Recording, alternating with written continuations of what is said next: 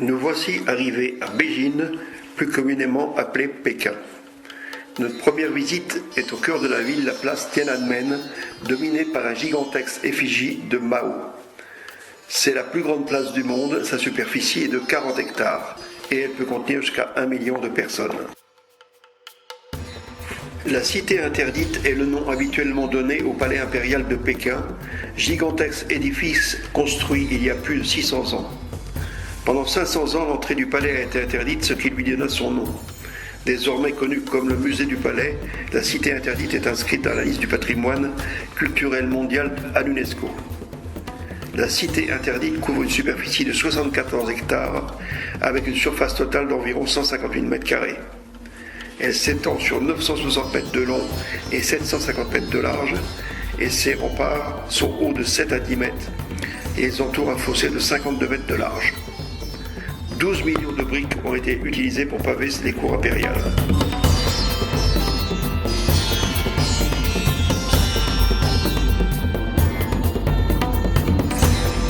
À Pékin, à côté des sites historiques, il faut aussi noter le modernisme et ses immeubles très modernes.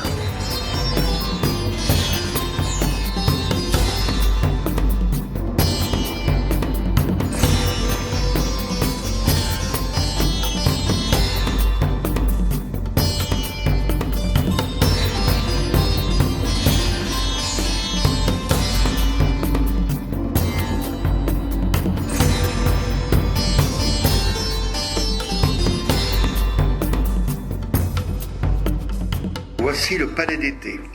C'était la résidence d'été de la cour impériale. Les paysages ont été composés pour imiter ceux de la ville-jardin du sud, Hangzhou. Votre visite sera également de découvrir la superbe galerie qui longe le lac, longue de plus de 720 mètres et décorée de près de 8000 peintures. À l'extérieur de la galerie se dresse le fameux bateau de marbre.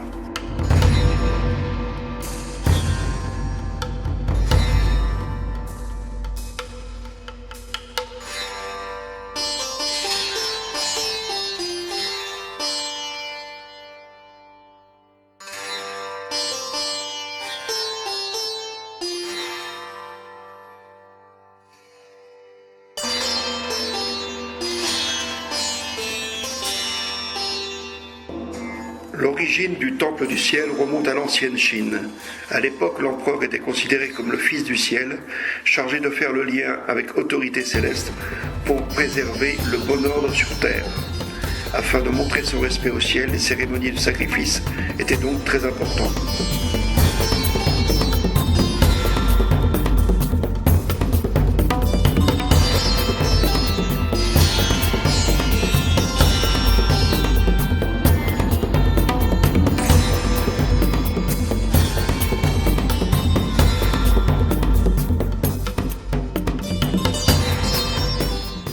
Promenade dans les hutongs de Pékin qui sont un dédale de ruelles anciennes qui datent de plus de 800 ans. Malheureusement, leur nombre diminue très vite pour laisser place à des bâtiments modernes et autres centres commerciaux. Ces structures reflètent l'authenticité historique et culturelle de la cité et font d'ailleurs partie des symboles de la capitale chinoise.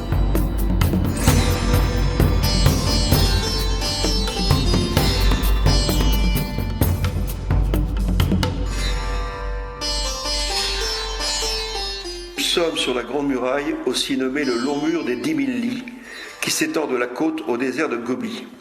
Sa construction a commencé il y a 2000 ans à l'instigation de l'empereur Qin Shi Huangdi, qui voulait construire un rempart pour protéger la Chine des attaques des barbares venus du nord.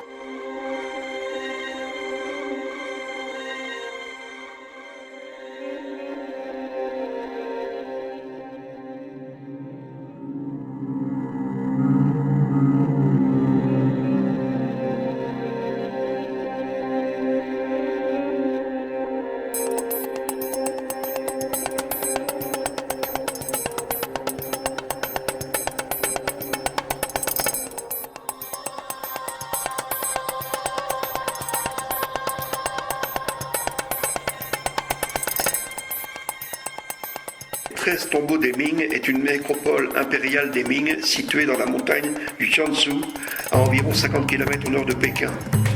Sur le site des 13 tombeaux des Ming ont été enterrés 13 empereurs, 23 impératrices, 2 princes et une trentaine de concubines, et un eunuque.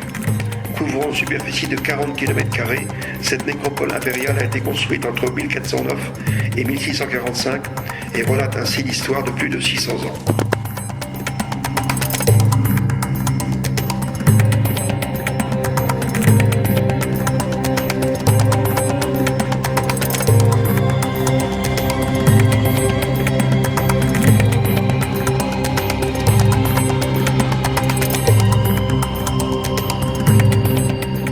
Nous sommes à Xi'an, où se visite l'armée enterrée.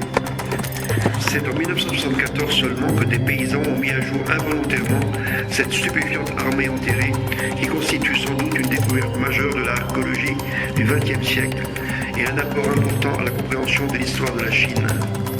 Cette armée était censée accompagner l'empereur Qin Shi Huang dans son voyage dans l'au-delà. Il s'agit d'un ensemble de 8000 soldats entre 1,80 m et 2 m de hauteur, fabriqués en terre.